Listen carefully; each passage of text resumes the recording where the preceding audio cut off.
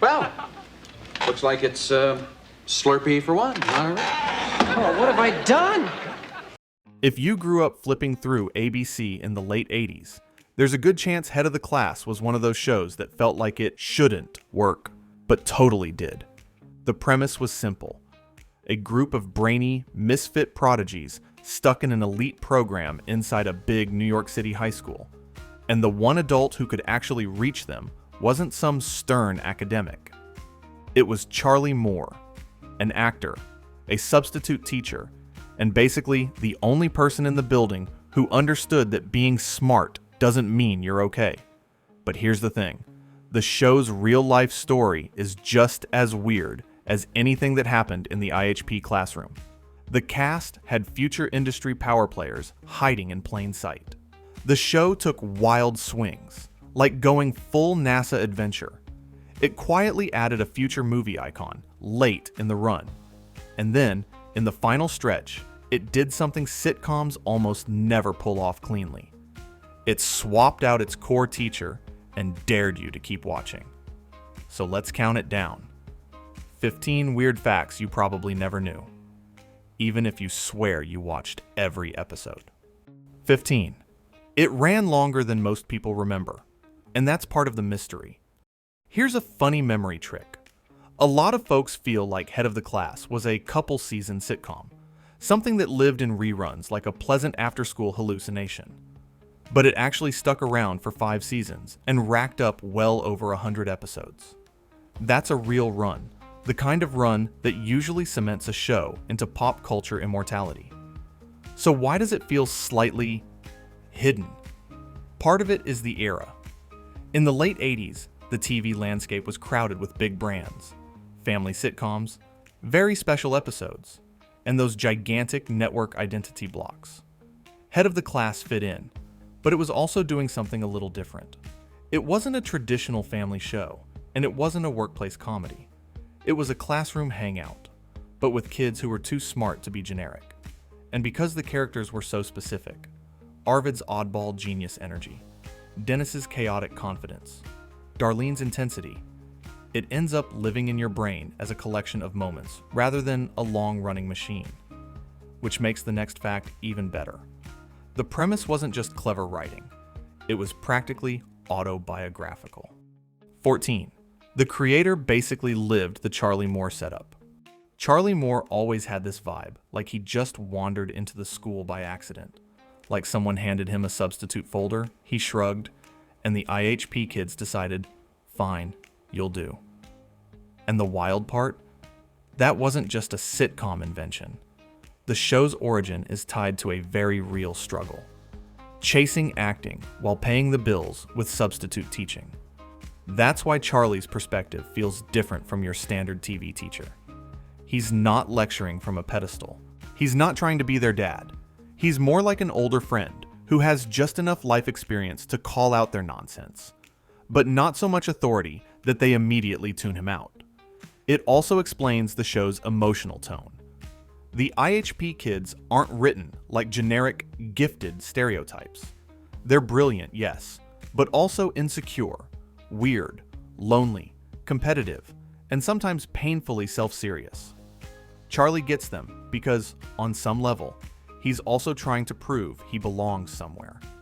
And when a show's premise comes from that kind of lived-in place, you get little details that feel oddly true, like the way the class becomes a weird found family.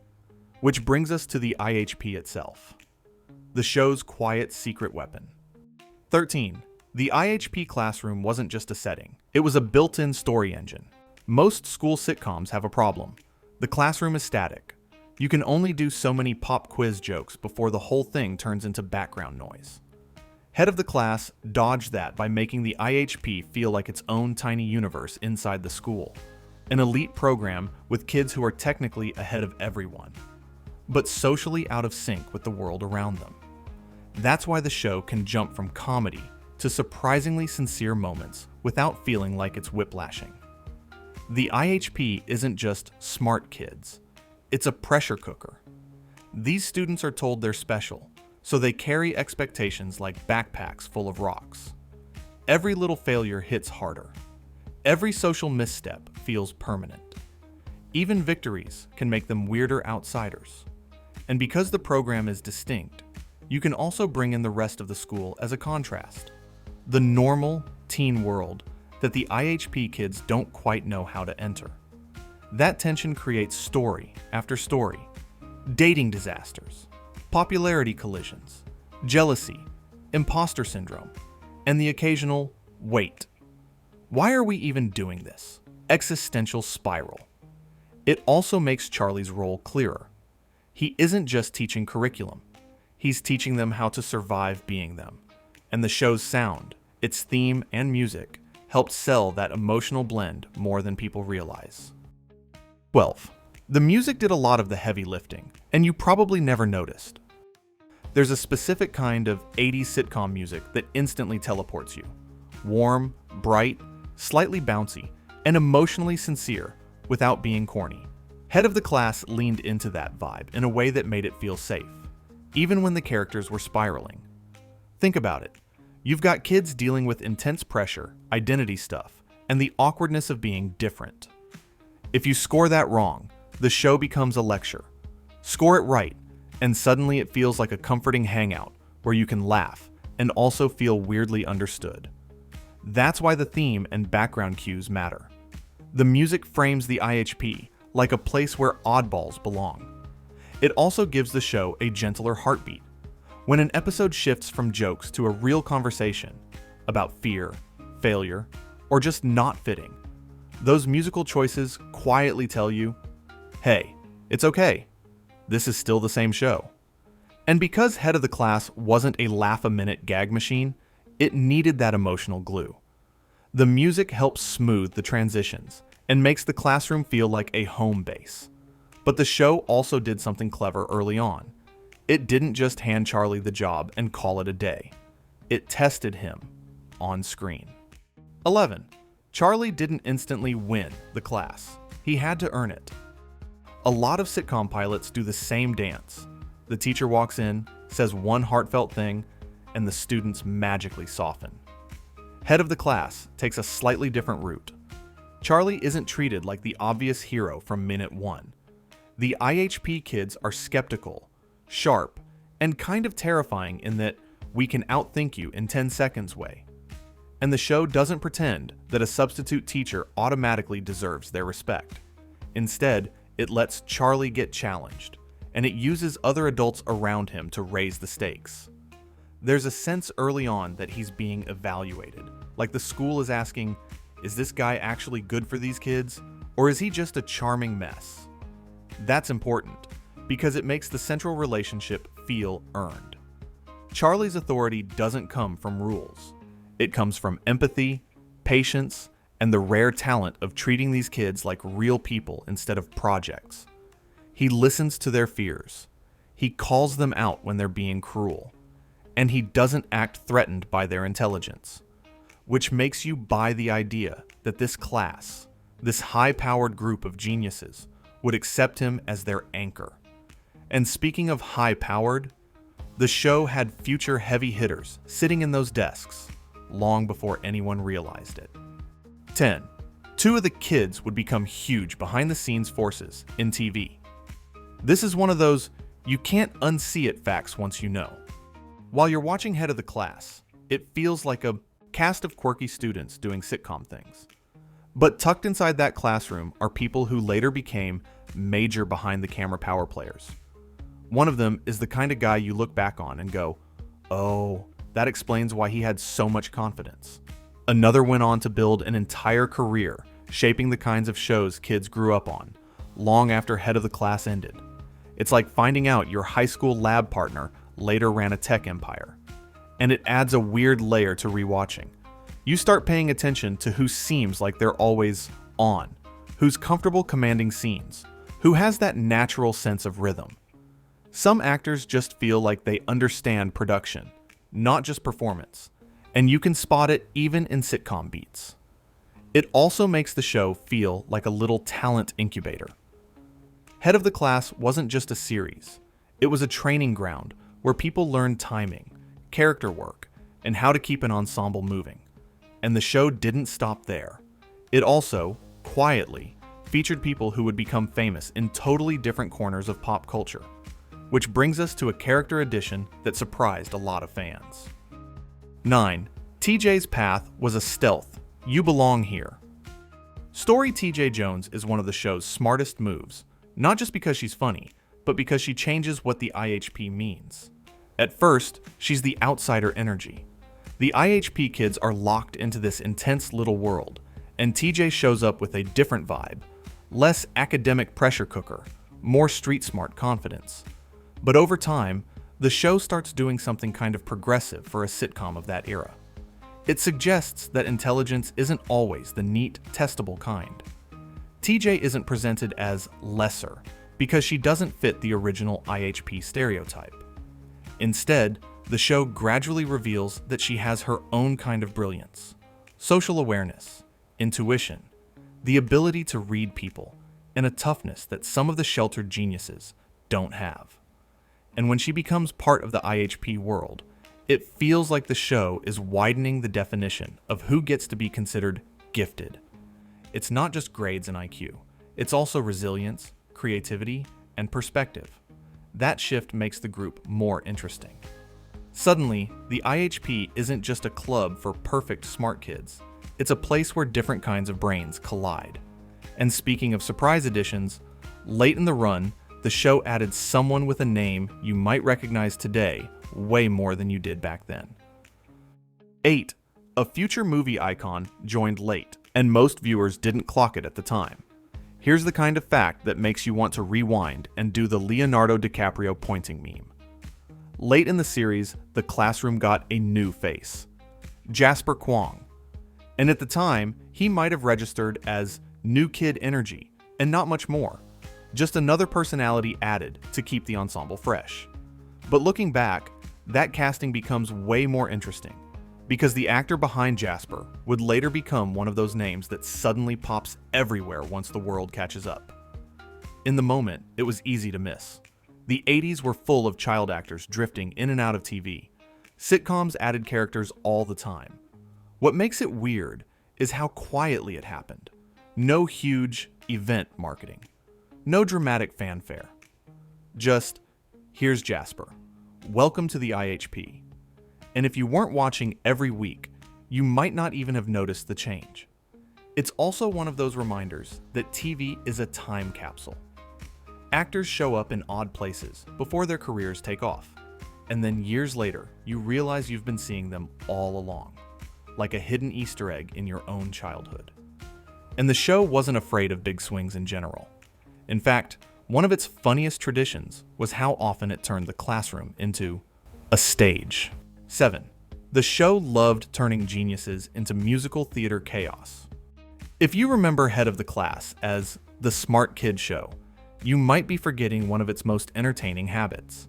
It kept dipping into full-blown school productions. Not just a quick talent show gag, actual musical theater episodes where the IHP kids got thrown into singing, dancing, costumes, and the kind of dramatic teen emotion that comes with being on stage. And it works because it's the perfect contradiction. These are kids who can argue philosophy and math circles around adults. But put them in a musical, and suddenly they're dealing with ego, nerves, crushes, and that universal fear. What if I mess up in front of everyone? The theater episodes also gave the show permission to be bigger. Sitcoms can get trapped in the same sets and rhythms. A musical production breaks that. It lets the characters act out, show different sides, and interact with the wider school world. Plus, it's inherently funny to watch hyper-analytical geniuses forced to embrace something irrational and emotional. And honestly, it's kind of sweet. It suggests the IHP kids aren't just brains in jars. They're teenagers who want to be seen, applauded, and accepted, just like everyone else. But if you think that was the show's biggest, we're leaving the classroom swing, oh no. Because at one point, the series basically decided to go full science adventure. 6. Yes, the show did a NASA storyline, and it's as 80s as you'd hope. There's a special category of late 80s TV, episode that feels like pure optimism. Kids go to NASA and do something incredible. Head of the Class dipped into that exact energy with a multi-part storyline where the IHP kids get pulled into a big competition tied to space and science, sending them out of their usual environment and into something much larger. And that's a bold move for a sitcom. You're basically saying, we're not just doing classroom banter this week. We're doing stakes. It's also the kind of thing that only works because these characters are established as legitimately brilliant. If you tried that plot with most sitcom teens, it would feel like wish fulfillment. With the IHP crew, it feels like, okay, they might actually pull this off. What makes it fun is the contrast. You've got this very real, very serious scientific world. And then you've got Arvid and Dennis bringing their own chaotic energy into it. The show gets to play both sides, smart and silly, inspiring and ridiculous. It also captures the era's cultural fascination with space, achievement, and the future. It's like the show briefly becomes a time capsule of American science optimism. And then, because it was the late 80s, it also couldn't resist a different kind of big cultural vibe: international rivalry. 5. The series leaned into Cold War vibes in a way most sitcoms avoided. Most sitcoms of the era touched on big issues with caution, usually in a very special episode format. Head of the Class sometimes did something sneakier. It used the IHP's competitive nature to tap into the era's broader cultural tension, including that late 80s fascination with us versus them on an international stage. Because the IHP kids aren't just students. They're representatives of achievement. Put them in a competition against students from another country, and suddenly their little classroom world becomes symbolic. Their insecurities turn into national pride. Their need to be the smartest becomes something bigger than them. And it's interesting, because the show doesn't have to wave flags to make it work. It just uses the characters' existing personalities. The super competitive kid gets extra intense. The anxious kid spirals. The too cool kid tries to act like it doesn't matter, while clearly caring more than anyone. It also lets the show play with empathy. Once the IHP kids meet their rivals, they can't help but notice these other students are pressured too. They're just as human. Suddenly, the rivalry becomes less about winning and more about understanding that genius doesn't come with a user manual, no matter where you're from. But the biggest real-world twist wasn't international.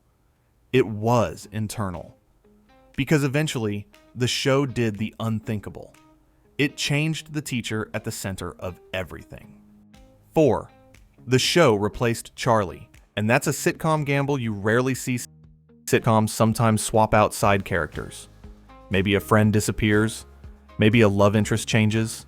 Maybe a sibling gets sent upstairs. But swapping the central adult who anchors the whole premise? That's risky, and Head of the Class did it. After spending seasons making Charlie Moore the emotional glue of the IHP, the series shifted gears and brought in a new teacher, Billy McGregor. And the energy is totally different. Where Charlie felt like a gentle, slightly frazzled older brother, Billy comes in with louder, more aggressive humor, and a kind of, I'm going to bulldoze my way into your world vibe. It's not necessarily bad, just a shock. It's like your favorite hangout spot gets renovated overnight. Same address, different atmosphere. And for a show that relied on comfort and familiarity, that's a huge creative bet. What's fascinating is that they didn't pretend nothing changed. The classroom dynamic does change. The kids respond differently. The tone shifts. And as a viewer, you're forced to ask a weird question. Is this show the teacher, or is it the kids? That identity test makes the final season feel like an experiment. One that's still fun to watch, but also kind of surreal if you're attached to the original vibe. And the new teacher didn't just change the tone. He changed the rules. 3. The final season feels like a soft reboot of the whole classroom culture. When Billy McGregor takes over, the show doesn't just swap one guy for another and keep the machine running. It changes the classroom culture in small but noticeable ways. One of the weirdest, the level of informality. Billy isn't Mr. Energy. He's more, call me Billy and let's survive this together, which immediately reshapes the student-teacher relationship. That's a big deal, because Charlie earned closeness through patience and empathy. Billy arrives with closeness as an assumption, almost as a strategy. He pushes, he provokes, he tries to get reactions. And because he's a different kind of personality, the kids' comedy changes too. They don't just riff around him, they bounce off him. It also shifts what the show's heart feels like. With Charlie, the emotional core was smart kids learning to be human. With Billy, it often becomes smart kids versus a force of nature. The class feels slightly less like a safe home base and slightly more like a comedy arena. And that's why the final season can feel divisive. Some fans love the fresh chaos. Others miss the gentle warmth. Either way, it's undeniably weird to watch a show evolve that dramatically, that late in its run. And then, the series ends with a finale that goes bigger than you'd expect. Less one last lesson, more end of an era. 2. The finale wasn't just a goodbye, it shut the whole place down. A lot of sitcom finales play it safe. Graduation, hugs, a sentimental speech, and a final shot of the set. Head of the Class goes for something more definitive. It doesn't just say goodbye to characters. It says goodbye to the world they've been living in. The ending leans into real transition. Students moving on, life changing, and the sense that this weird little IHP bubble can't last forever. There's a finality to it that hits harder because the show was always about a specific moment in life. Being a teenager who feels too intense, too smart, too awkward, too other to fit anywhere else. And by closing the door on the setting itself, the show kind of acknowledges the truth. High school ends. The place that defined you disappears. Your social ecosystem scatters. Even the people who understood you best might turn into someone you used to know. That's why the goodbye works. It's not just nostalgia bait. It's the show's theme in action. Brilliance doesn't protect you from change. In fact, sometimes it makes change scarier because you can see the future coming and you can't stop it. It also makes one more twist feel even stranger. The story didn't end when the classroom closed, because technically, Head of the Class had an afterlife. 1. The show's afterlife is way weirder than most fans realize. Here's the number to one weird fact. Class didn't just end and fade away like a normal sitcom. It had a strange echo. First in the form of a short-lived continuation centered around the new teacher, and later in the form of a modern attempt to revive the concept for a different era. And that's weird because the original show is such a specific time capsule. It's 80s network TV, an ensemble comedy with warmth, the kind of pacing that lets scenes breathe, and characters who are simultaneously heightened and sincere. Trying to extend that vibe outside of its era is like trying to bottle the feeling of watching reruns on a random weekday afternoon. But it also proves something. The premise has legs. A classroom full of brilliant misfits is evergreen. The idea that intelligence comes with loneliness is evergreen. And the fantasy of one adult actually getting it, not talking down, not acting superior, just guiding people who feel alien, yeah, that doesn't go out of style. So even if the spin-offs and revivals didn't become massive long-running hits, their existence is proof of the show's DNA. Head of the Class wasn't just another sitcom. It was a comfort show for people who felt a little too weird, a little too intense, or a little too smart for the room. And honestly, that's the kind of legacy most shows would kill for. Conclusion. That's the magic of Head of the Class. It looks like a simple sitcom about gifted kids, but the deeper you go, the stranger and more interesting it gets. You've got a premise that feels like it came from real life, a classroom that works as a pressure cooker for teenage insecurity, and an ensemble that somehow balances jokes with genuine heart. Then you toss in wild swings, musical productions, big science adventure energy, and storylines that mirror the era's cultural obsessions. And you realize this show was constantly trying new stuff without losing its core. These kids needed someone to see them. And maybe that's why it sticks. Not because it was the loudest sitcom of its time, but because it was specific. It cared about weird, complicated students. It let them be brilliant and messy. And it treated smart as something that could be isolating, not just impressive. Now I've got to know, when you think of head of the class, are you Team Charlie, warm, patient, quietly wise, or Team Billy, chaotic, blunt, and unpredictable?